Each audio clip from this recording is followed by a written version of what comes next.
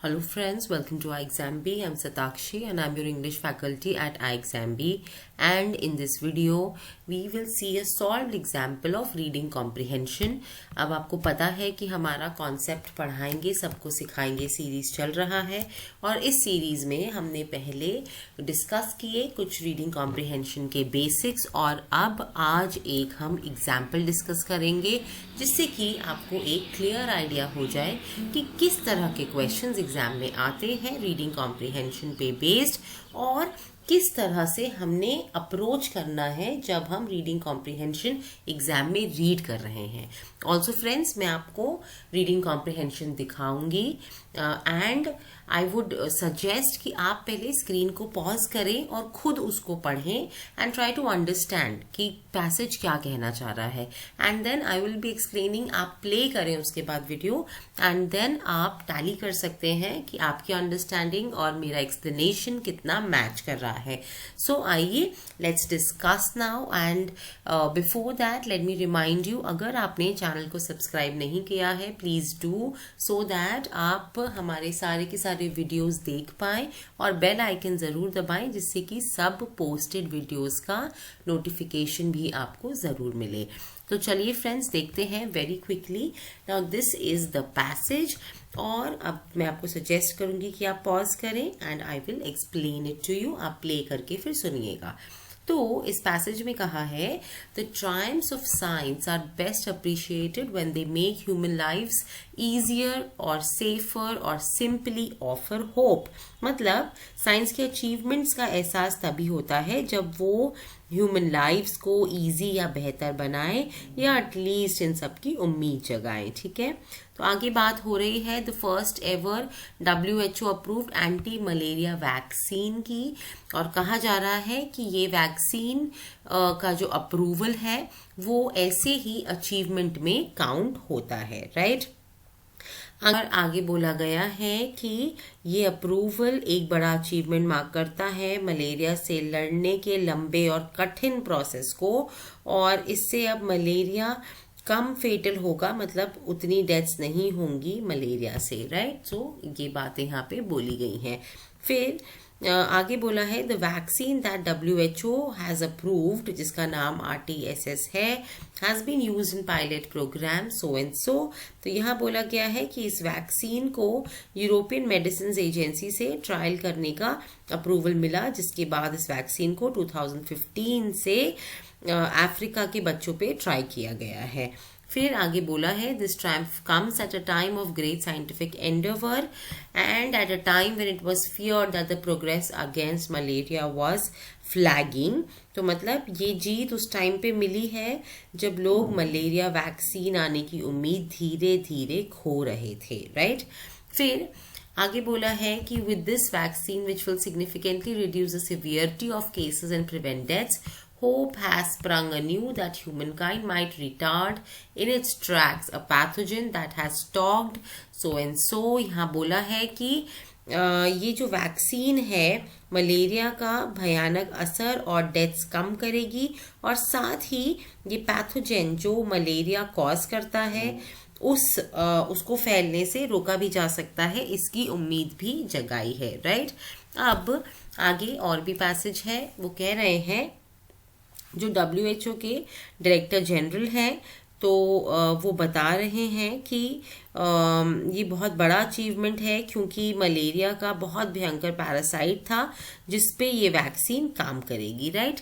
फिर आगे बोला है एज पर WHO in 2019 nearly half the world's population was at risk of malaria while most cases and deaths occur in so and so. अब यहाँ से लेके यहाँ तक पूरा एक डेटा दिया गया है जिस डेटा का इंटरप्रिटेशन ये है कि ये WHO ने बताया कि 2019 में दुनिया के आधे से ज़्यादा लोगों को मलेरिया का रिस्क था, जबकि मैक्सिमम डेथ्स जो हैं वो अफ्रीकन रीजन में हुई और तब मलेरिया से 4,09,000 डेथ हुई थी वर्ल्ड वाइड, पूरे वर्ल्ड में, और इसमें से 94% डेथ्स जो हैं वो अफ्रीकन रीजन में हुई थी और टोटल डेथ में से 2/3 डेथ्स जो हैं वो छोटे बच्चों की हुई थी, जो कि अंडर 5 इयर्स थे। 5 साल से कम उम्र वाले बच्चों की 2/3 डेथ्स हुई थी।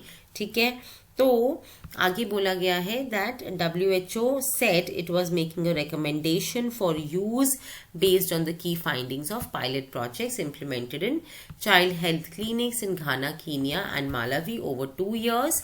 फिर आगे बोला है data and insights gathered from these studies showed that vaccine was not only feasible to introduce but that it also improves health and saves lives.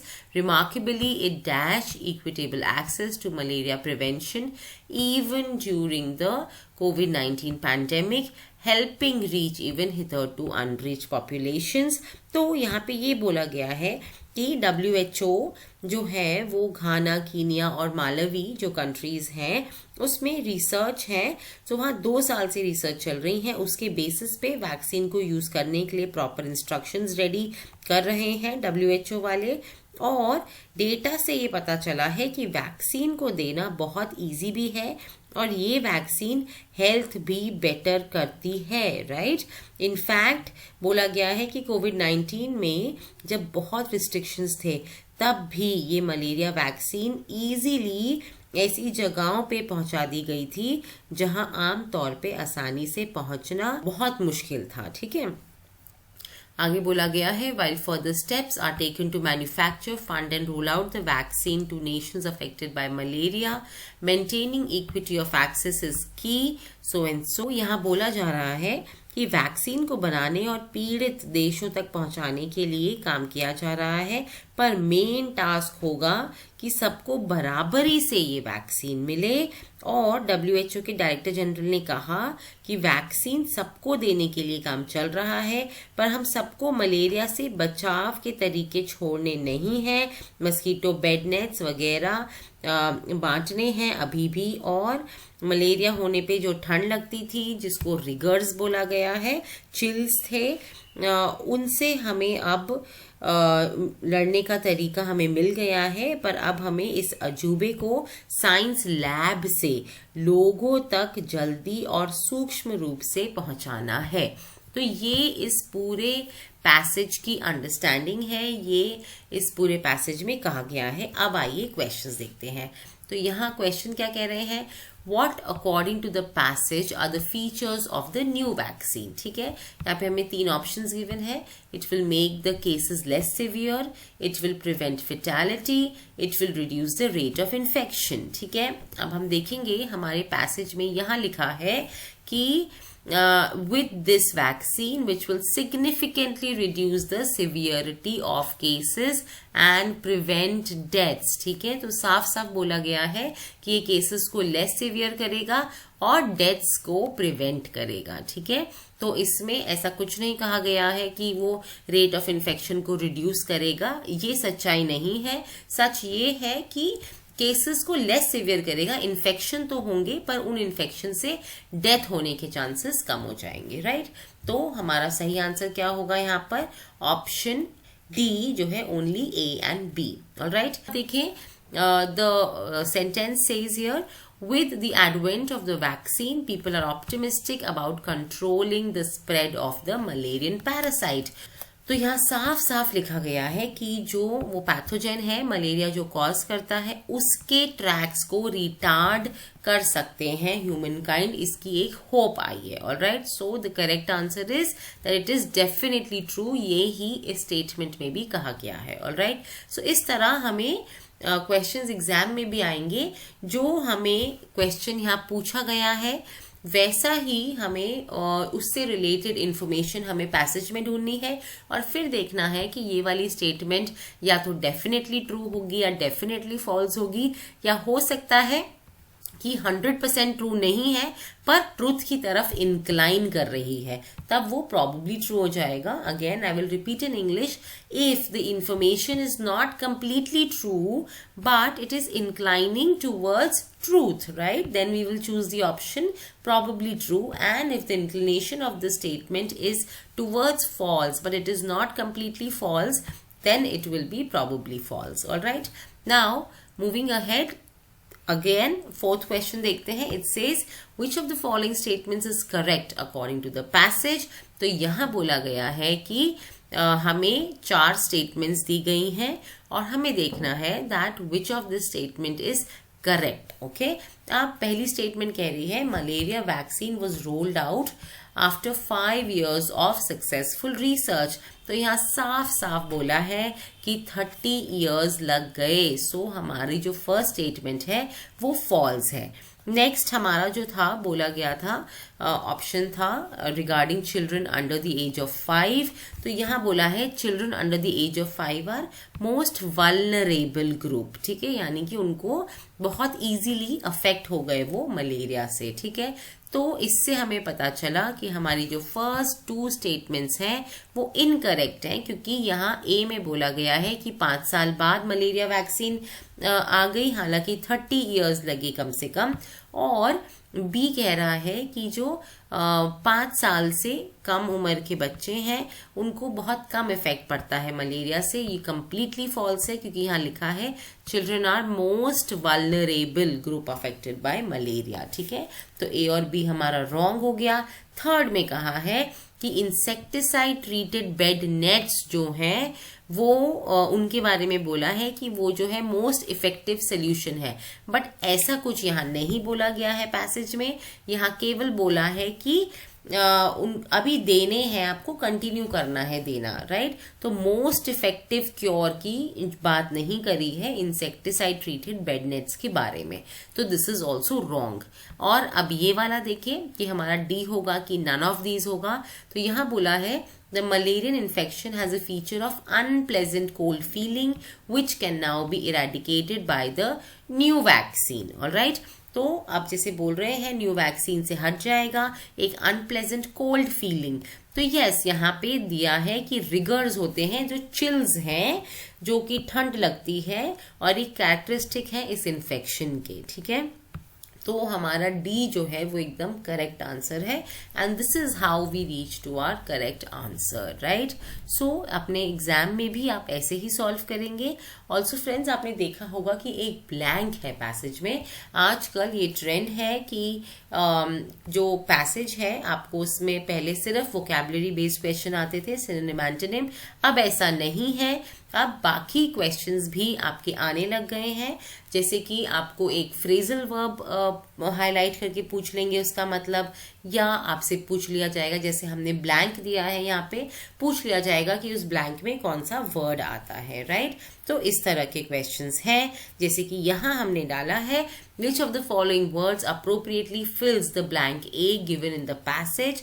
तो अगर हम देखें तो उस ब्लैंक में बात की गई है, ये रहा हमारा ब्लैंक, और इस ब्लैंक में बोला गया है remarkably it dash equitable access to malaria prevention even during the कोविड-19 पैंडेमिक सो एंड सो. ठीक है, तो यहाँ पढ़ने की चीज क्या है, ध्यान देने की चीज. इससे पहले दिया गया है कि data and insight gathered from the study showed that the vaccine was not only feasible to introduce but that it also improves health and saves life. सब कुछ पॉजिटिव पॉजिटिव बोला गया है, राइट. तो फिर और पास्ट की बात हो रही है तो बोला है remarkably it dash equitable access to malaria prevention, और आगे बोला है कि वहां तक पहुंच पाए जहां अदरवाइज पहुंचना मुश्किल था, राइट. तो मतलब क्या किया, मतलब कि आपका जो ऑप्शन है यहाँ पे फैसिलिटेट किया, राइट. मतलब कि जैसे फैसिलिटी से आता है फैसिलिटेट, यहाँ हैम्पर नहीं आ सकता है क्योंकि पॉजिटिव वर्ड्स आपने देखे वहां पर, और उस बारे में बात हो रही है कि कैसे वैक्सीन बेटर है, कैसे वैक्सीन इजीली पहुंच सकती है, लाइफ सेव कर रही है, एक्सेट्रा एक्सेट्रा. इसलिए हैम्पर्ड नहीं आ सकता है. अब हैम्पर्ड नहीं आएगा तो ऑप्शन ई भी नहीं हो सकता है, राइट, क्योंकि यहाँ पे डी है लिखा हुआ. सो डी और ई नहीं हो सकता है. फेलिसिटेट का मतलब क्या होता है, किसी को कॉन्ग्रेचुलेट करना. तो जिन बच्चों को फैसिलिटेट और फेलिसिटेट में मतलब नहीं पता होगा वो गलती कर देंगे. तो यहाँ पर ऑप्शन सी जो है वो बिल्कुल गलत है. सो हम सी भी सेलेक्ट नहीं करेंगे. फिर एक्विप्स का is not the correct usage. Firstly एक तो पास्ट टेंस आना चाहिए क्योंकि उसमें कोविड-19 के टाइम की बात हो रही है which is in the past, right. So facilitated, और यानी कि कि आप इसको ऐसे याद रखें, किसी चीज को फैसिलिटी देना यानी कि उसको बेटर करना, उसको सहायता देना, तो वो फैसिलिटेट हो जाता है, ठीक है। So B is the correct answer here. इस तरह के क्वेश्चन आजकल हर एग्जाम में देखने को मिल रहे हैं। सो मेक श्योर कि आप ऐसे क्वेश्चन सॉल्व करें, ऐसे ही आरसी सॉल्व करें। आरसी मतलब रीडिंग कॉम्प्रिहेंशन। ऐसे ही रीडिंग कॉम्प्रिहेंशन सॉल्व करें जिसमें आपको कुछ ना कुछ वर्ड हाईलाइटेड है या बोल्ड है या ब्लैंक है या एरर दे रखा है, क्योंकि सिंपल इंफॉर्मेशन बेस्ड क्वेश्चंस आजकल केवल नहीं आते हैं, थोड़े एनालाइज करने के भी आते हैं, जैसे डेफिनेटली ट्रू, प्रॉबेबली ट्रू, और फिलर्स भी आ जाते हैं, और आते हैं टोन और थीम पे बेस्ड। अब टोन और थीम की अगर बात करें, ये आप ध्यान रखना कि थीम होता है overall idea, the bigger idea, right. Theme ऐसे नहीं होगा कि आपके सेंटेंस मिलता जुलता है अगर पैसेज से तो आप उसको सेलेक्ट कर लेंगे। जनरली ये एक ट्रैप होता है, ऑलराइट। अगर आपको मिलता जुलता सेंटेंस ऑप्शंस में गिवन है एज द थीम, आप उसको आंसर सेलेक्ट नहीं करेंगे क्योंकि वो ट्रैप होगा। एक्चुअली जो थीम होता है वो बिगर आइडिया होता है कि मेन जो है पैसेज में क्या बोला गया है। और टोन क्या होता है कि ऑथर का, how is the author feeling, author कैसा फील कर रहा है और ऑथर क्या चाहता है कि मेरा रीडर क्या फील करे मेरा जो आर्टिकल है या पैसेज है पढ़ने के बाद, राइट। अब ये मैंने क्यों बताई आपको दो चीजें, because these are very important and there are questions based on tone and theme in the quiz. जो आप कॉन्सेप्ट्स पढ़ाएंगे, सबको सिखाएंगे, क्यों हम सिखा रहे हैं अभी आपको, और ये आप क्विज अभी सॉल्व करेंगे, तो उस पे आपको टोन और थीम पे बेस्ड क्वेश्चन है, राइट। तो उसको आप ये जो मैंने अभी बताया वो वाली नॉलेज यूज करके उसको सॉल्व करें, एंड वहां पे सोल्यूशन भी गिवन है, बट देन ट्राई करें कि आप खुद से सॉल्व करें, एंड आई एम श्योर कि आप सोल्यूशन पर पहुंच जाएंगे। Now this is all friends, and also we have black Friday sale, और इसका पूरा फायदा उठाएं। हम लोग अपनी क्लासेस में जो जो डिस्कशन करते हैं, अभी के डिस्कशन यूट्यूब वाले बहुत छोटे होते हैं, क्लासेस के हमारे इन डेप्थ डिस्कशंस होते हैं। एक क्लास में ऐसे 4 पैसेजेस डिस्कस किए जाते हैं, and passages are very very important. जब भी आप अपना एग्जाम दे रहे हैं, इंग्लिश सेक्शन में जो सबसे इंपॉर्टेंट है वो होता है रीडिंग कॉम्प्रिहेंशन, और ये बच्चों को समझ नहीं आता है, केवल प्रैक्टिस से होता है, राइट। सो अगर आप चाहते हैं कि हम आपको हेल्प करें आपके कोर्स को, अपने आप जो भी पढ़ रहे हैं आपके एग्जाम को क्रैक करने के लिए, सेबी आने वाला है, उसके तुरंत बाद आरबीआई का एग्जाम है 2023, बहुत ज्यादा दूर नहीं है, तो आप पूरा ट्राई करें कि एटलीस्ट एक एग्जाम तो आप निकाल ही पाएं। और ये ब्लैक फ्राइडे सेल चल रही है, इसका फायदा जरूर उठाएं, कॉम्बो कोर्स लें, सो दैट आपका थ्रू आउट द ईयर आपका प्रैक्टिस होती रहेगी, और एक ना एक एग्जाम तो आपका जरूर क्रैक होगा। Now we are hopeful about your good future, and I hope आप भी ये सब सीरीज देखकर एकदम होपफुल हो रहे हैं। कंटिन्यू करें ये सीरीज देखना हमारे साथ, and I hope you will learn, और ये सीरीज आपको डेफिनेटली हेल्प करेगी। क्विज जरूर सॉल्व करिएगा, एंड डिस्क्रिप्शन बॉक्स में इस पीपीटी का एक पीडीएफ भी आपको मिलेगा, आप उसको डाउनलोड भी कर सकते हैं, और कभी भी अपनी फ्री टाइम पे ये रीडिंग कॉम्प्रिहेंशन दोबारा प्रैक्टिस कर सकते हैं। थैंक्स फॉर वॉचिंग फ्रेंड्स, और ये सीरीज कंटिन्यू करें, देखते रहें, सो दैट आप एकदम आपके जो कॉन्सेप्ट्स हैं एकदम क्लियर हो जाए, और एग्जाम के लिए आपकी तैयारी और पक्की हो जाए।